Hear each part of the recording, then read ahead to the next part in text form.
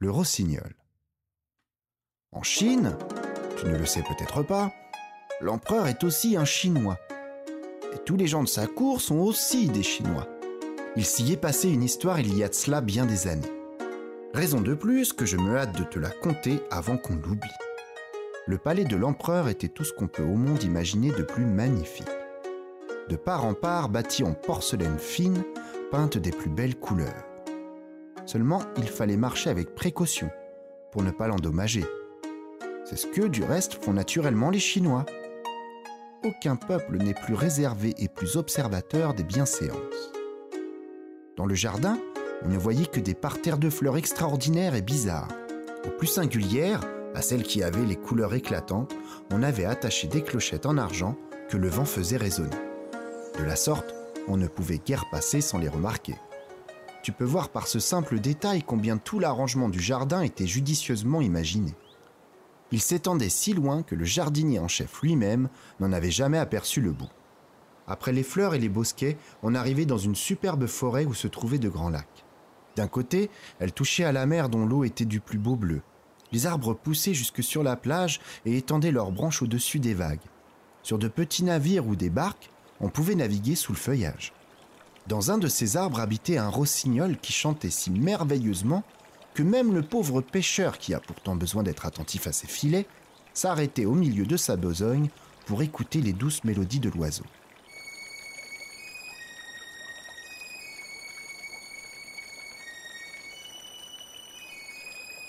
Dieu, que c'est beau! À la fin, pourtant, il travaillait de nouveau à prendre le plus de poissons possible et il ne s'occupait plus du rossignol.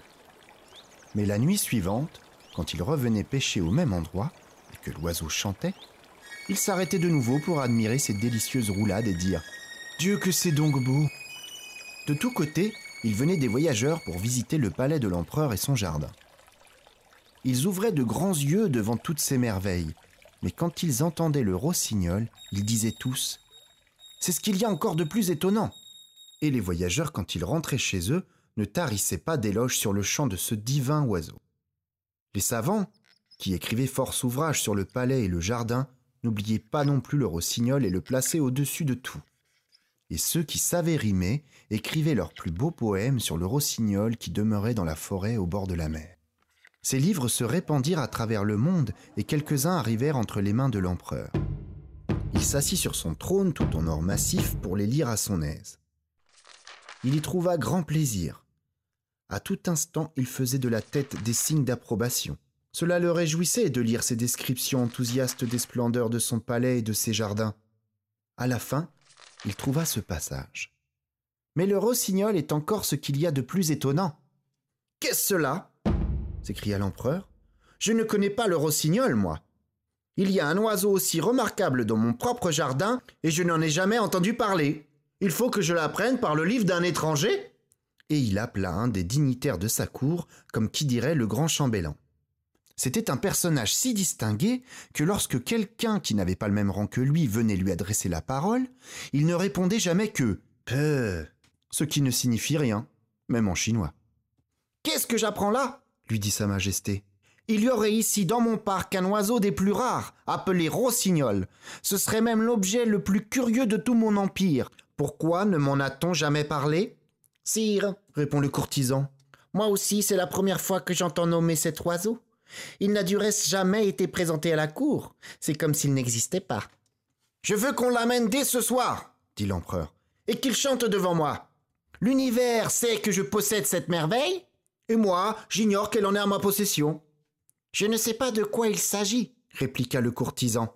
Je chercherai ce fameux rossignol et je le trouverai. » C'était facile à dire, mais le chambellan eut beau parcourir toutes les salles et tous les recoins du palais et interroger tous ceux qu'il rencontra, pas un n'avait jamais entendu prononcer le nom de rossignol. Il retourna auprès de l'empereur et lui dit que ce devait être une invention de ces gens qui écrivent des livres et qui presque tous sont de mauvais plaisants.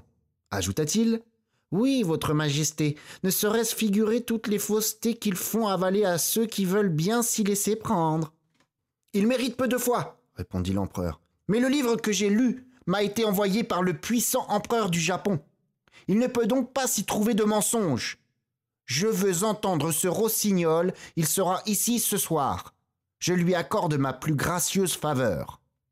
Et si on ne le découvre pas, vous tous, gens de ma cour, on vous piétinera sur l'estomac après que vous aurez soupé. Ching chang, dit le chambellan, ce qui est en chinois l'expression de la plus humble obéissance. Et il se remit à parcourir toutes les salles du palais, et ensuite les combles, les caves et les moindres recoins, interrogeant tous ceux qu'il rencontrait sur ce miraculeux oiseau. Tous dodelinaient de la tête en signe du plus grand étonnement. Puis, quand ils apprenaient qu'on allait leur danser sur le ventre, ils couraient eux-mêmes demander de tous côtés des nouvelles du rossignol. C'était des allées et venues, des galopades sur les escaliers, un bruit et un mouvement comme dans une ruche. Enfin, dans la cuisine, on rencontra une pauvre petite fille qui essuyait la vaisselle des domestiques et qui, apprenant la cause de tout ce remue-ménage, s'écria « Ah, le gentil rossignol, je le connais bien, comme il chante délicieusement. Tous les soirs, je m'en vais porter à ma mère, qui demeure là-bas près du bord de la mer, les restes de la table qu'on m'en donne pour elle. Quand je reviens ici, je me repose dans le bois à moitié chemin. À ce moment, le rossignol commence à chanter. Je sens toujours les larmes me venir aux yeux quand je l'entends. J'ai le cœur ému, comme lorsque ma mère m'embrasse. « Mon brave petit enfant !» dit le chambellan. « Je te ferai donner un bon emploi à la cuisine, et de plus tu auras la permission de regarder une fois l'empereur manger son dîner. Si tu peux nous conduire auprès de ce rossignol, il nous le faut pour ce soir. » Et, la petite marmitonne en tête, la moitié de la cour s'élança à travers le jardin vers la forêt. Voilà qu'une vache se mit à beugler. « Oh !» dit un des pages. « Le voilà, ce fameux oiseau ! Quelle voix retentissante il a ! Mais il me semble bien avoir déjà entendu ce chant quelque part. »« Ah ! Ce n'est qu'une vache en gaieté, dit la petite fille. Nous sommes encore bien loin de l'endroit où le rossignol demeure. » Ensuite, on entendit des grenouilles coasser sur le bord d'un étang. « Le voilà donc enfin, ce phénix des chanteurs, dit le grand prêtre. Il file des notes délicates comme en rendent les cloches d'argent de ma chapelle. »« Ce ne sont que des grenouilles, dit la petite. Mais nous approchons. » En effet, peu de temps après retentit une douce et langoureuse roulade. « C'est lui !» s'écria l'enfant. « Écoutez, écoutez bien. Tenez, le voilà là-haut sur une branche. » Et elle montra du doigt un petit oiseau grisâtre. « Est-ce bien possible ?» dit le chambellan. « Ce n'est guère comme ça que je me l'étais figuré. Je lui supposais un plumage aux couleurs éclatantes. Qu'il a donc l'air peu distingué. Ou bien la présence de personnages de haute volée comme nous l'intimiderait-elle? C'est pour cela peut-être qu'il pâlit et perd ses couleurs, comme il arrive aux humains. »« Cher petit oiseau, dit la petite fille, notre très gracieux empereur désire que vous lui chantiez un de vos beaux airs. »« Avec le plus grand plaisir, répondit le rossignol. Et il lança une trille retentissante qui émut même un instant tous les imbéciles qui le regardaient de leurs gros yeux stupides. « Cela me rappelle le son des clochettes de verre, reprit le chambellan. Voyez donc son petit gosier comme il s'agite. Comme il est donc sot de ne pas être venu plus tôt produire ses talents à la cour, où il aura un succès fou. »« Dois-je maintenant chanter pour l'empereur ?» dit le rossignol qui croyait que sa majesté était au milieu de tout ce beau monde. « Mon excellent petit ami, dit le chambellan, j'ai l'honneur de vous inviter à une fête qui aura lieu ce soir à la cour, et où vous aurez l'honneur de charmer sa toute-puissante majesté par vos chants délicieux. »« Mon chant, répondit le rossignol, fait plus d'effet sous les arbres au milieu de la nature. Mais du moment où l'empereur le désire, je me rendrai ce soir au palais et je chanterai de mon mieux. » Au château, il y eut bientôt un grand branle-bas. Il s'agissait de décorer les salles, de tout bien disposer pour la fête. Le parquet et les murailles qui étaient en précieuse porcelaine reflétaient les flots de lumière que répandaient des milliers de lampes en or pur. Dans les corridors, on avait placé des fleurs rares avec leurs clochettes d'argent. Comme l'on courait beaucoup çà et là, ouvrant et fermant les portes et les fenêtres, cela fit un courant d'air continuel. Les clochettes résonnaient à qui mieux mieux. C'est à peine si on pouvait entendre ses propres paroles. Au milieu de la grande salle, où l'empereur se tenait sous un dais, était placé un perchoir en or orné de diamants. C'est là que le rossignol devait se poser. Toute la cour était présente. Chacun avait mis ses plus beaux atouts. La petite marmitonne, qui en récompense du renseignement qu'elle avait donné, avait reçu le titre de cuisinière impériale avant d'en remplir l'emploi, eut la permission de se tenir derrière la porte entrebâillée. Tout à coup, un petit oiseau gris arriva par la fenêtre et alla se placer sur le perchoir.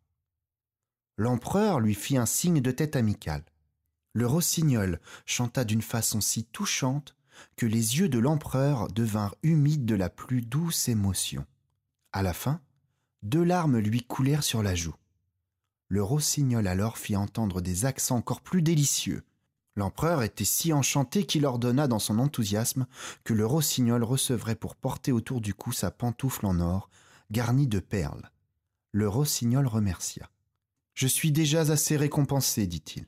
J'ai fait naître des larmes dans les yeux de Sa Majesté. Cela vaut plus pour moi que le plus riche trésor. Quel honneur pourrait être plus flatteur ?» Et il chanta encore les plus délicieuses mélodies de sa voix si douce et si pénétrante. Ce fut un ravissement général. Même les laquais et les femmes de chambre firent savoir qu'ils étaient satisfaits. Et c'est beaucoup, car c'est la gente la plus difficile à contenter. Les dames de la cour, pour imiter les roucoulades langoureux du rossignol, se mirent à prendre de l'eau dans la bouche et à se gargariser légèrement. Elles étaient enchantées des effets singuliers qu'elles obtenaient par ce moyen. Le rossignol était le héros du jour. On ne parlait que de lui à la cour et à la ville. On lui construisit dans le palais une cage magnifique. Cependant, il réclama de pouvoir en sortir et aller se promener à l'air 2 fois le jour et 1 fois la nuit. Alors les 12 serviteurs chargés de le servir l'accompagnaient, tenant chacun un fil de soie qui était attaché à la patte de l'oiseau. Ces excursions en grande cérémonie ne lui plaisaient guère, et s'il n'avait aimé l'empereur, qui était un excellent prince, il aurait aussitôt repris sa liberté. L'engouement pour le nouveau favori de Sa Majesté ne faisait que croître. Des courtisans donnaient son nom à leurs enfants. Il se trouva que ceux-ci avaient la voix la plus discordante, et les parents furent ainsi punis de leur flatterie. Voilà qu'1 jour, l'empereur reçut de la part de l'empereur du Japon un grand paquet cacheté, sur lequel était écrit « Le rossignol ». « Cela doit être, se dit-il, quelques livres d'un de nos savants sur notre cher oiseau. » Mais non, c'était une boîte qui renfermait un rossignol artificiel, un automate qui avait la forme de l'espèce, mais était partout orné de diamants, de rubis et de saphirs. Quand on avait remonté la mécanique, il chantait d'une voix qui imitait parfaitement celle du rossignol. En même temps, il balançait sa queue qui était toute d'or et d'argent et garnie de perles. Au cou, il portait un petit collier où se trouvaient tracés en brillants ces mots. « J'appartiens à l'empereur du Japon, mais que je suis peu de choses à côté du rossignol de l'empereur de Chine. » Toute la cour entra en émoi en apprenant l'arrivée du nouveau rossignol. Le messager qui l'avait apporté reçut le titre de mandarin à boutons de cristal. Le grand maître des cérémonies proposa de faire chanter les 2 oiseaux en duo. C'est ce qu'on fit en effet, mais cela ne marcha pas bien. Le rossignol vivant allait sans train, ralentissant, accélérant, selon ce qu'il voulait exprimer par son chant. L'automate chantait selon le mouvement régulier de sa mécanique. « Ce n'est pas sa faute à lui, s'ils ne vont pas ensemble, » dit le maître de la chapelle impériale. « Il garde très bien la mesure. On dirait qu'il est mon élève. » Alors, on fit chanter l'automate tout seul. Il fut tout autant aplandi que naguère le rossignol vivant. De plus, on trouvait qu'il était bien plus joli que l'autre. Il brillait comme toute une boutique de joaillerie. 33 fois il répéta le même morceau, chaque fois de la même façon. L'assemblée était dans le ravissement. Il allait continuer, lorsque l'empereur dit que c'était maintenant le tour du rossignol vivant. Mais où était-il ? On le chercha partout en vain. Sans qu'on s'en aperçût, il s'était envolé par la fenêtre ouverte vers la grande forêt. « Que veut dire cela ?» fit l'empereur. Et les courtisans s'emportèrent contre le rossignol et le traitèrent de monstre d'ingratitude. « Nous avons du moins conservé le meilleur des 2 oiseaux, ajoutait-il, et ils demandèrent qu'il répétât son morceau pour la 34e fois. Déjà quelques-uns fredonnaient par cœur une partie, mais il y avait encore bien des trilles qu'il manquait. Le maître de chapelle trouvait l'oiseau de plus en plus merveilleux. Lui aussi le mit au-dessus du rossignol vivant, non seulement quant au plumage, mais même quant au ramage. « Que votre majesté veuille bien considérer, dit-il, qu'avec le rossignol en vie, on ne sait jamais d'avance la note qu'on va entendre, ni si ce qu'il chantera sera gai ou mélancolique. Avec l'automate, On n'a point le désagrément de la surprise. On peut lui ouvrir l'intérieur, voir fonctionner les ressorts, les rouages, et admirer comment, par leur arrangement ingénieux, ils produisent les sons l'un après l'autre dans l'ordre de la mélodie. « Il parle d'or !» dirent unanimement les courtisans. Et l'empereur, voyant le succès de l'automate, ordonna dans sa bonté que le peuple aussi serait admis à se réjouir de son chant. Le dimanche suivant, le maître de chapelle montra en public tout le mécanisme intérieur. Puis il le fit marcher. Ce fut une jubilation universelle.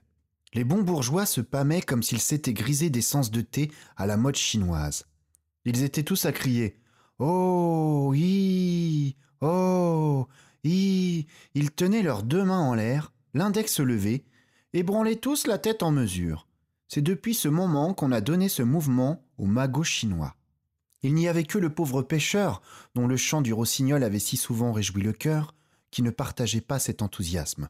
« Les mélodies de l'automate, disait-il, sont gentilles, mais ce sont toujours les mêmes, et puis il leur manque je ne sais quoi. » Par décision du Conseil de l'Empire, le rossignol vivant fut banni solennellement du pays comme ayant manqué de respect à sa majesté.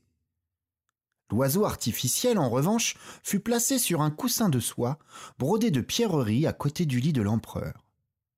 La chancellerie lui expédia un brevet lui accordant le titre de chanteur spécial de la chambre à coucher de sa majesté. Et il fut mis dans l'almanach impérial sur la liste des dignitaires de la cour, immédiatement après les mandarins à bouton bleu, à la page 18, à gauche, car l'empereur estimait le côté gauche comme le plus honorable, parce que le cœur, même chez un empereur, est à gauche.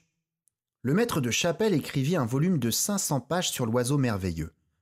Le livre était bourré de science. Tous les mots les plus compliqués de la langue chinoise s'y trouvaient.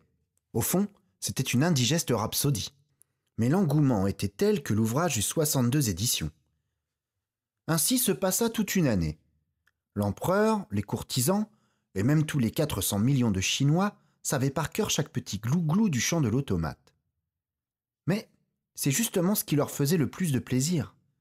Ils pouvaient l'accompagner de la voix quand il chantait. Les gamins des rues sifflaient « zizizi, glou-glou-glou ». L'empereur faisait de même. C'était superbe. Mais un soir, que l'empereur, avant de s'endormir, faisait chanter le magnifique oiseau pour la 250 millième fois, retentit à l'intérieur de l'automate un bruit étrange.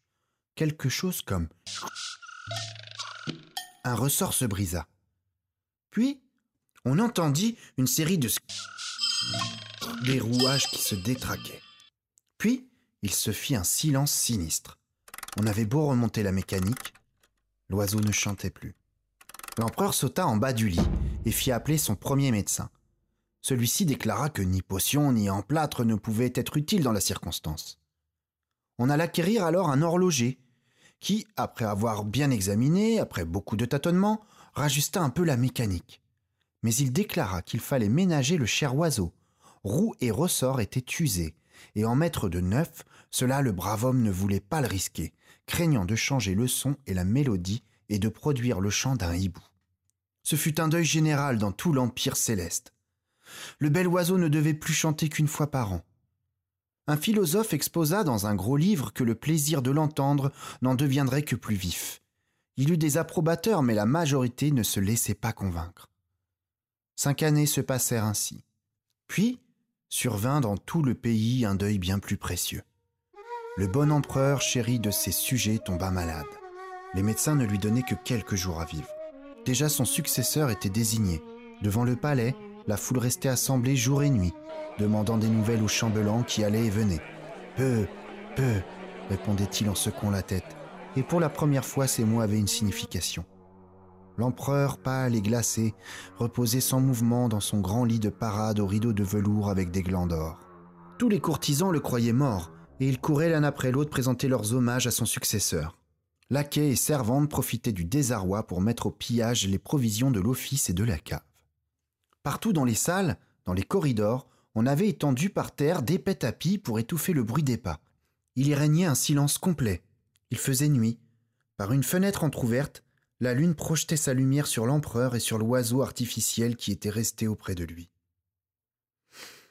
Il n'était pas mort, mais il pouvait à peine respirer. Il sentait comme un terrible poids qui lui oppressait la poitrine. Il parvint à ouvrir les yeux, et il s'aperçut que c'était la mort qui, un genou sur sa poitrine, s'apprêtait à l'étrangler. Elle s'était posée sur la tête de la couronne d'or de l'empereur, avait ceint son grand sabre de bataille à la poignée d'or ornée de diamants et tenait d'une main le magnifique étendard sacré de l'Empire céleste. Tout autour sortaient des plis des longs rideaux du lit, des têtes étranges, les unes laides et grimaçantes, les autres belles et animées par un doux sourire.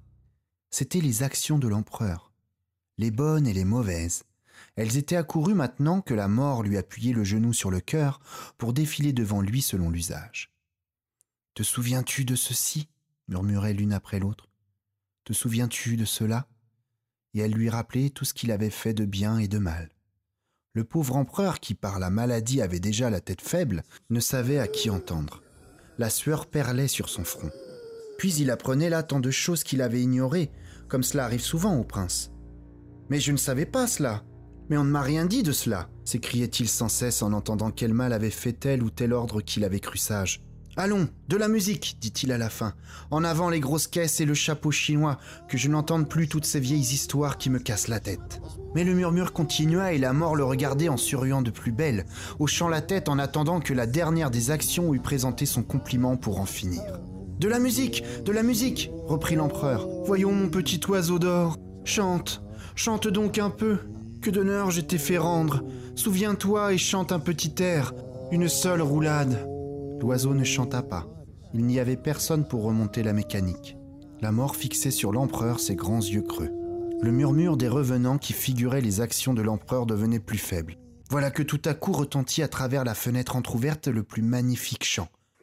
C'était le rossignol, le vrai, le vivant, qui était perché dehors sur une branche dans le jardin. Il avait appris que l'empereur était au plus mal et était accouru de toute la force de ses ailes pour le consoler par son chant et lui inspirer l'espoir. À ces accents mélodieux, les spectres pâlirent et disparurent. Le sang recommença à circuler dans les membres affaiblis de l'empereur. La mort même écoutait attentivement et dit « Continue, petit rossignol, continue donc. »« Je veux bien, dit l'oiseau, mais donne-moi la couronne de l'empereur que tu as prise. » Puis, après un instant, il s'arrêta et ne reprit son chant que lorsque la mort eut remis le sabre de l'empereur et ensuite l'étendard sacré. Il continua à chanter, et il chanta une délicieuse ballade sur le cimetière silencieux et tranquille, où poussent de si belles roses blanches, où verdit le cyprès et dont l'herbe est arrosée par les larmes des hommes. Et la mort ne put se tenir d'envie de revoir son cher jardin, et sous la forme d'un froid brouillard blanchâtre, elle s'échappa par la fenêtre. « Merci, merci mille fois, merci, dit l'empereur. Divin petit oiseau, je te reconnais bien. Je t'ai banni de mon empire et tu viens de chasser les spectres qui m'obsédaient. Par ton chant, tu as charmé la mort et elle a oublié de m'étouffer. Comment te récompenser ?»« Récompensé, je le suis déjà, répondit le rossignol. Lorsque la première fois, je me suis fait entendre devant toi, j'ai vu des larmes couler de tes yeux. Jamais je ne l'oublierai. Ce sont là pour un chanteur des joyeux plus précieux que tous les diamants de la terre. Mais dors un peu et reprends de la force et de la santé. Je vais te chanter un de mes plus beaux airs. » Et en effet, il fit entendre une musique tendre et enivrante qui plongea l'empereur dans le plus doux sommeil. Lorsque le soleil vint à luire, l'empereur s'éveilla guéri. Ni chambellan, ni serviteur ne se trouvaient à son lever. Tous le croyaient mort. Le rossignol seul était auprès de lui et faisait entendre maintenant des accents joyeux, des trilles retentissants qui raniment le cœur. « Tu ne me quitteras plus, lui dit l'empereur, mais tu chanteras que quand cela te plaira. Quant au vilain automate, ton rival, je le ferai briser en 1000 morceaux. »« Ne fais pas cela, répondit le rossignol. Il a fait de son mieux. Il a marché tant qu'il a pu. Conserve-le comme un vieux serviteur. Quant à moi, je ne puis de me réconfiner dans ton palais. Il faut que je puisse bâtir mon nid en liberté. Laisse-moi la faculté de venir quand j'en sentirai l'envie. Le soir, je me percherai sur l'arbre près de cette fenêtre, et je te chanterai quelques joyeux refrains ou bien une douce mélodie qui fait rêver. Je chanterai ceux qui sont heureux et ceux qui souffrent. Mais en retour, il faut que tu me promettes une chose. « Tout ce que tu voudras !» dit l'empereur qui, dans l'intervalle, s'était habillé pour la première fois sans l'aide de valet de chambre. « Je te prie, reprit l'oiseau, que tu n'apprennes à âme qui vive que tu as un petit oiseau qui te rapporte tout ce qui se passe dans ton empire. Tu verras par la suite que la précaution est sage. » Et sur ce, le gentil rossignol s'envola dans les airs. Un instant après, les laquais arrivèrent pour préparer l'embaumement de Sa Majesté.